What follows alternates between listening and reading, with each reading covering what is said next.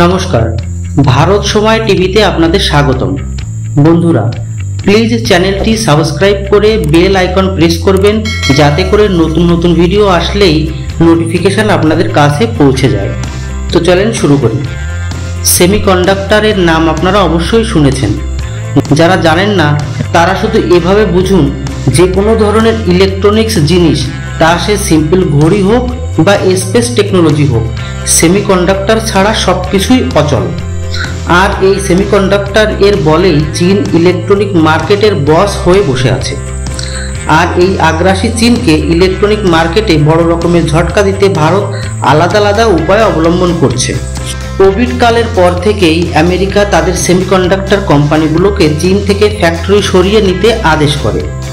আর সেই সময়ে ভারত সুযোগের সদ্ব্যবহার করে আমেরিকান কোম্পানিগুলোকে ভারতে আসার পর্যাপ্ত সুবিধা প্রদান করে এবং এতে ভারত খুবই সফলও হয়। তার সাথে সাথে তাইওয়ানের কোম্পানিও ভারতে তাদের সেমিকন্ডাক্টর ফ্যাক্টরি লাগানো শুরু করেছে। আর দুদিন আগে পিএম মোদি সিঙ্গাপুর ভিজিট করেছিলেন।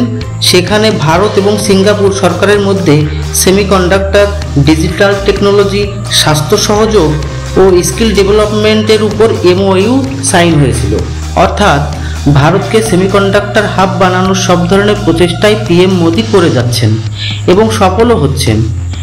একদিকে যেমন ভারত দ্রুত গতিতে বিশ্বের অন্যতম সেমিকন্ডাক্টর হাবে পরিণত হচ্ছে, অন্যদিকে চীনের সেমিকন্ডাক্টর কোম্পানিগুলো যেগুলো এখনো চীনে আছে তাদের 12টা বাজতে চলেছে। কিভাবে সেটা শুনুন। আমেরিকা, চীন, তাইওয়ান ইত্যাদি দেশ সেমিকন্ডাক্টর বানাতে সক্ষম হলেও এই সেমিকন্ডাক্টর বানানোর মেশিন বানাতে সক্ষম নয়।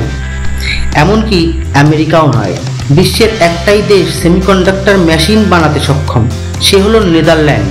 আর মিডিয়া রিপোর্টের মতে নেদারল্যান্ড চায়নাকে সেমিকন্ডাক্টর মেশিন বিক্রি করার উপর নিষেধাজ্ঞা লাগিয়ে দিয়েছে। আর এই খবর আসার সাথে সাথেই চীনের মুখ শুকিয়ে চুষে খাওয়া আমের মতো হয়ে গেছে।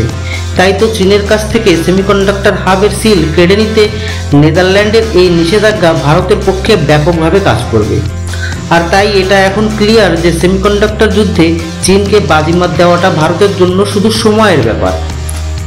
এভাবেই একটা একটা করে চীনের মাথার মুকুটের পালক নিজেদের নামে করে নেবে ভারত। এই বিষয়ে আপনাদের মতামত অবশ্যই কমেন্ট করে জানাবেন। ভিডিওটি ভালো লাগলে লাইক এবং শেয়ার করবেন। ধন্যবাদ।